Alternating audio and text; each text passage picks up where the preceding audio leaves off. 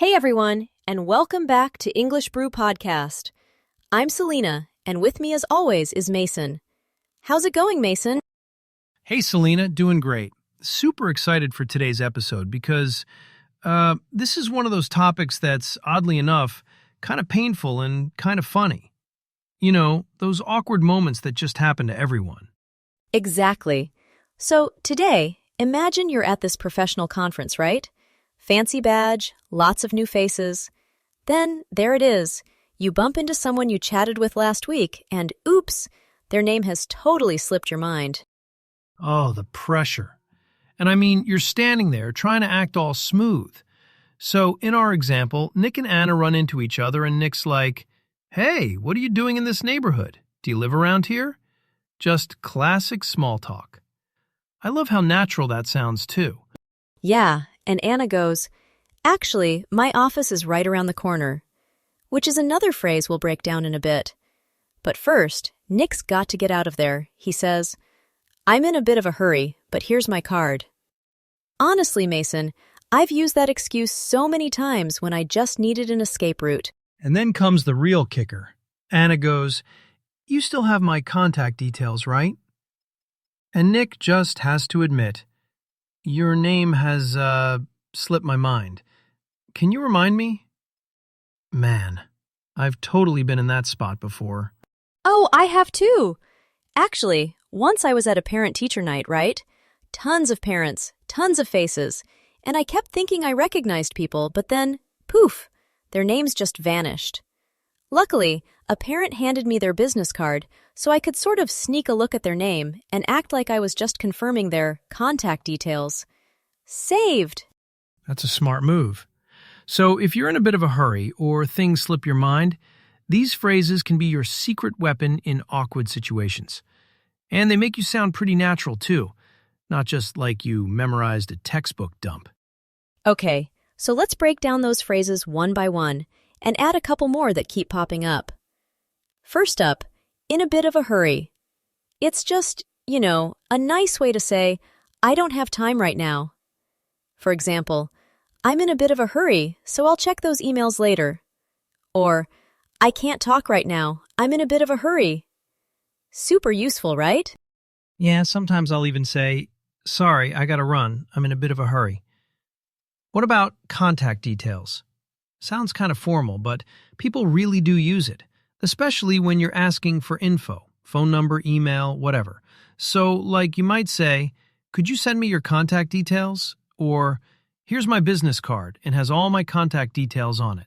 And the one that always trips people up, the phrase, "slipped my mind."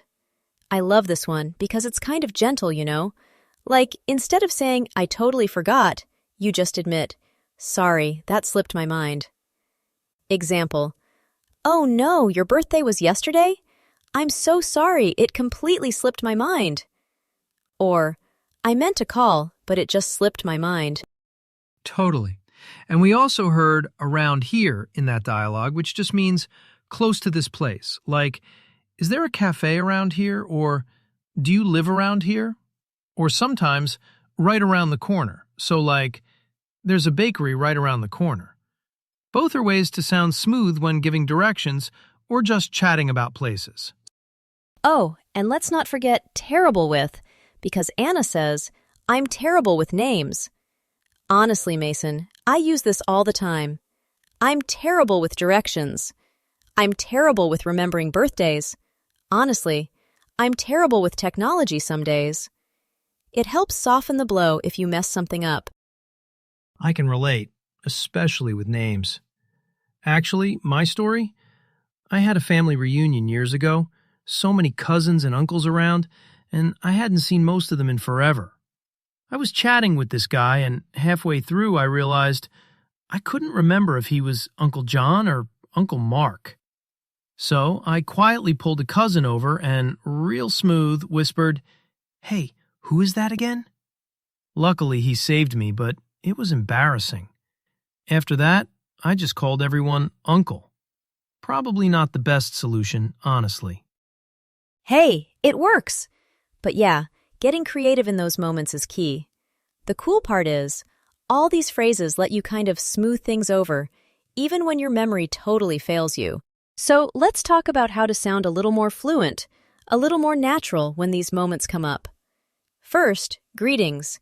You can totally say, "How are you?" But "How's it going?" sounds friendlier, more relaxed. Like you see a colleague on the street, "Hey, how's it going?" versus the textbook, "How are you?" Just a small shift, but it makes a difference. And then with places, keeping it casual, like instead of saying, "Do you live near here?" try, "Do you live around here?" Or, "There's a great coffee shop right around the corner." Or, "I used to live around there." Maybe if someone mentions a city or neighborhood. That kind of speech just helps you fit in, you know? Definitely. Also, terrible with, like we said before, is a real lifesaver. You can be terrible with numbers, terrible with faces, even terrible with time. It feels very human to admit it, and people usually relate or laugh with you. Because let's be honest, everybody's had that name slips your mind moment. If it happens, a trick I've seen is just ask for someone's email address or their card. That way you get the spelling, maybe even their first and last name, without having to admit you just blanked. Selena, I think you told me you do that too, right? Yeah, honestly, I'm not above a little sneaky recovery. I'll just ask for a business card or say, "Could you write your email here?" And then I peek at the name. Helps avoid that really awkward moment of pretending you remember when you definitely don't. Exactly. Well, that's about all we've got for awkward moments today. So remember, it's totally normal if names or details slip your mind. Just have a few friendly phrases in your pocket, and you'll sound natural every time. Thanks for joining us. We'll be back soon with more phrases and real-world stories to help you feel confident in any conversation. Mason, always a pleasure. Always great chatting, Selena. Bye, everyone. See you next time on English Brew Podcast.